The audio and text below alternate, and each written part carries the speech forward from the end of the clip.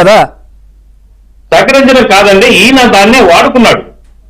తండ్రి అధికారాన్ని వాడుకొని. అదే సార్, తండ్రి కాంగ్రెస్ పార్టీయే కదా. ఏమండి, తండ్రి కాంగ్రెస్ పార్టీయే కదా సార్. తండ్రి కాంగ్రెస్ పార్టీ ముఖ్యమంత్రిగా ఉన్నాడండి. ముఖ్యమంత్రి యొక్క పేరును వాడుకొని ఈయన ఏం చేశాడు అనే కంపెనీలు పెట్టుకొని వాళ్ళ వాటికి స్థలాలు ఇప్పించడం, అట్లాగే ఆ కంపెనీల కోసం అనధికారికంగా అనేకమైన ఎకరాలను ఇప్పించడం, దాని ద్వారా కిక్కురొకరు పాల్పడ్డాడనే కదా మెయిన్ కేసు, ఈడీ కేసు. ఇవాళ నడుస్తున్న కేసులు అవే కదండి.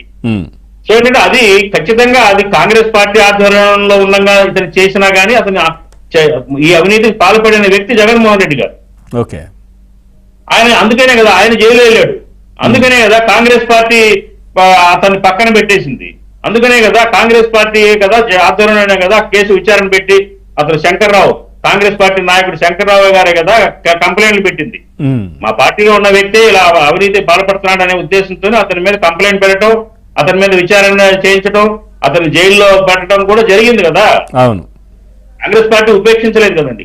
కాకపోతే నేనేం చెప్తున్నానంటే కాంగ్రెస్ పార్టీకి ద్రోహం చేశాడు. ఎలా చేశాడు? ఆయన సోనియా గాంధీ వారిని ధిక్కరించడం, ఆ ఓదార్పు యాత్ర తండ్రి గారు చనిపోయిన దాన్ని అడ్డుపెట్టుకొని ప్రతి రాష్ట్రం ప్రతి జిల్లా తిరగటం ఓదార్పు యాత్ర పేరుతోటి, తర్వాత మరి సొంత పార్టీ పెట్టుకోవటం, కాంగ్రెస్ శ్రేణులందరినీ కూడా తన పార్టీలోకి తీసుకున్నాడు. శ్రేణులే సార్, లీడర్లు అందరూ అక్కడే ఉన్నారు కదా, క్యాడరే కాదు. మా లీడర్లందరూ వాళ్ళే కదండి, ఆయన లీడర్లందరూ మా వాళ్లే కదా. అదే అంటున్నాను, ఆయన లీడర్లందరూ కూడా మా వాళ్లే. ఆ రకంగా కాంగ్రెస్ పార్టీకి అన్యాయం చేశాడు.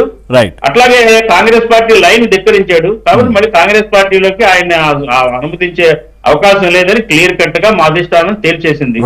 సో అది కాదండి, ఇవాళ ఈ పార్టీ దైన్యమైన పరిస్థితిలో ఉంది. ఇప్పుడు జమిలీ ఎన్నికలు వస్తాయి, మనం మళ్ళీ తొందరలోనే అయిపోతాము, మా రాష్ట్రపతి పరిపాలన వస్తుందని కాసేపు, జమిలీ ఎన్నికలు వస్తే మళ్ళీ మనం గెలుస్తున్నామని కొంచెంసేపు ఈ పార్టీ కేడర్ని వాళ్ళని బుజ్జగించడం, వాళ్ళు బయటకు వెళ్ళిపోకుండా కాపాడుకునే ప్రయత్నమే తప్ప జగన్మోహన్ రెడ్డి గారికి కూడా తెలుసండి జమిలీ ఎన్నికలు అప్పట్లో రావని.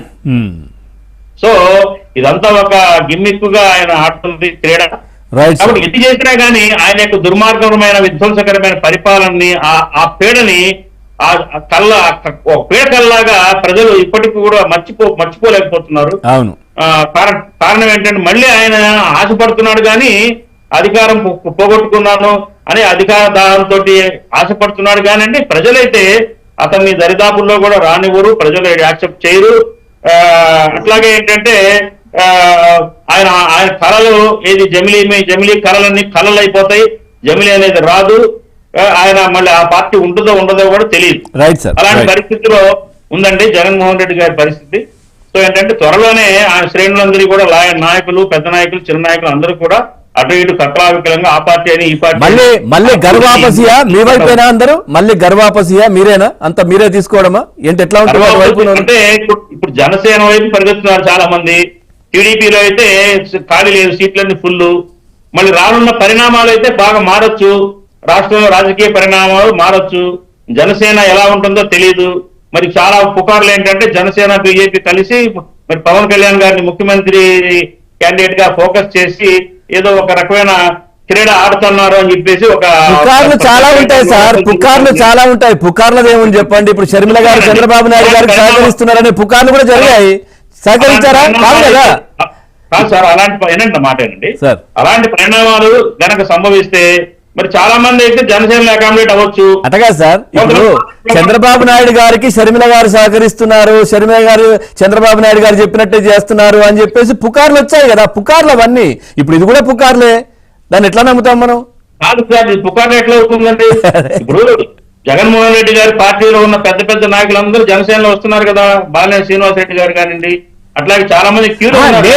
నేను అనేది ముఖ్యమంత్రిగా పవన్ కళ్యాణ్ ఇది అని చెప్తున్నారు కదా, దాని గురించి చెప్తున్నాను. నేను పార్టీకి రావట్లేదు అని అనట్లేదు నేను. ఎందుకంటే ఆయనే చెప్పారు 10 సంవత్సరాలు చంద్రబాబు నాయుడు గారే ముఖ్యమంత్రిగా ఉంటారని పవన్ కళ్యాణ్ గారే చెప్పారు. సార్ చెప్పడం వేరు, రాజకీయం వేరు. సరే చూద్దాం, రాజకీయం వేరు.